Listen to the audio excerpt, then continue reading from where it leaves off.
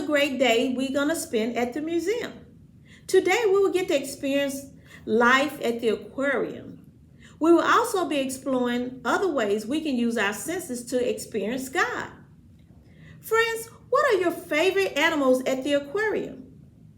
It's so cool to walk around and see all the different kinds of animals. One of the things I love about the aquarium is the awesome and crazy sounds the animals make and you can hear when they're under the water. Hey friends, let's pretend that we just entered the shark exhibit.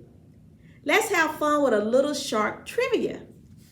Can you name these different kinds of sharks? Let's take a look. Yes, that's called a tiger shark. That's called a lemon shark. That's called a hammerhead shark. Do you know what that one is? Friends, that's a whale. And friends, that's called a cookie cutter shark. Have you heard of those before? Hey, great job, friends. I hope you had a great day so far here at the museum. Friends, last week, John the Baptist told us about how he helped prepare everyone to see and experience God through Jesus. This week, we'll get to hear how John had an amazing encounter with Jesus. Friends, do you know what baptism is? Do you know why it's important? Today's Bible story is found in Luke chapter 3, verses 15 through 17, and also verses 21 to 22. Let's watch and listen to our Bible story. This is the woolly mammoth. Woolly mammoths are extinct relatives of today's elephants. We can't hear you! They lived in the last ice age. Oh, sorry! Hi, friends! Sorry about that. Remember my visit to the museum that I told you about? Yeah. Well, we had a really cool person named Linda with us. She was our tour guide. A tour guide is someone who shows you around and tells you really cool things about what you see. The problem was, Linda spoke really quiet and I couldn't hear what she was saying. Huh? So, my dad suggested I go to the museum website and listen there. I had it on full blast so that I won't miss anything. Speaking of full blast, this is the woolly mammoth. It was one of my favorite things we saw at the museum. They lived a long, long time ago. Can you imagine what they sounded like? Let's try and make woolly mammoth sounds.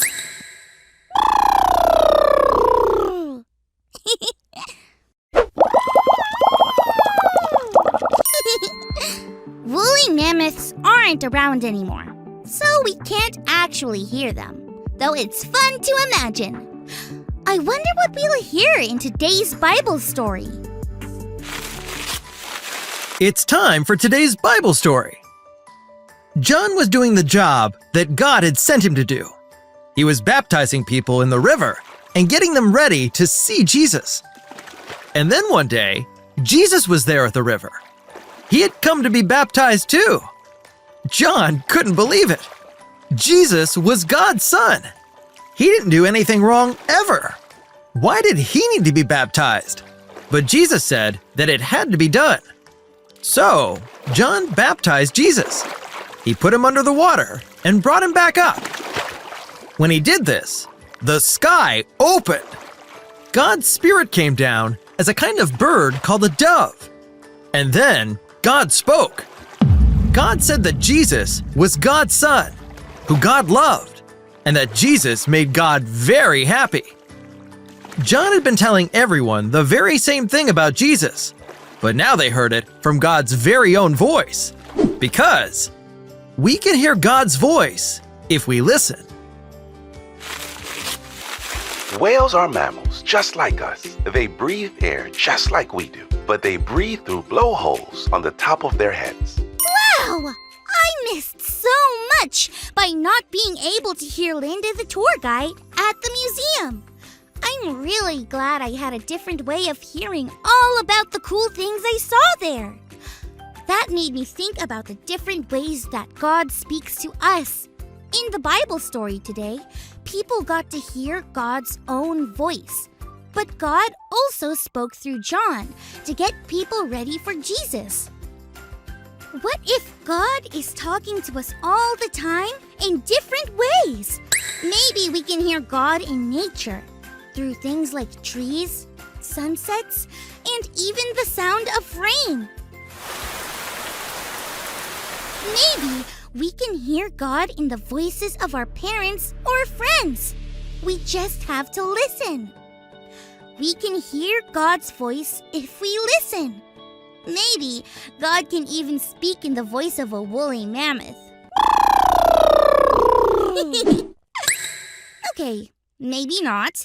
Either way, it's still fun to practice our woolly mammoth voice.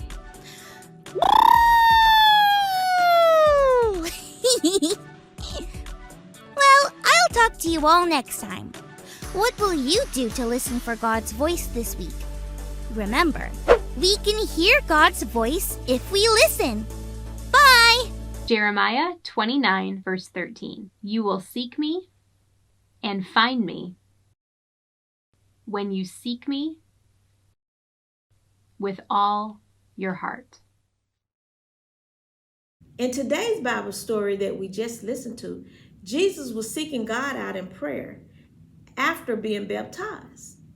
God chose to speak to Jesus at that moment, friends.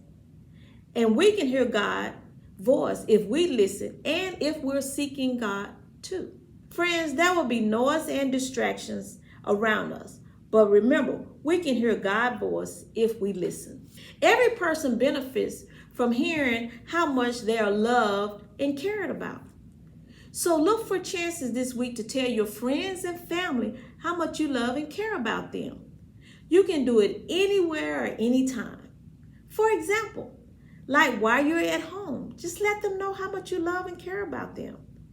Or while you're playing with your friends. Or while you're eating dinner today. Friends, we can hear God's voice in different ways. And you can learn how to recognize when God speaks to you. God's voice may come to you as a nudge that guides you in the right direction. Or a thought that encourages you or comforts you. Or a Bible verse that may come to your mind that speaks to you in what is happening right now in your life. Friends, let's bow our head and pray, please. Dear God, we know we can hear your voice if we listen.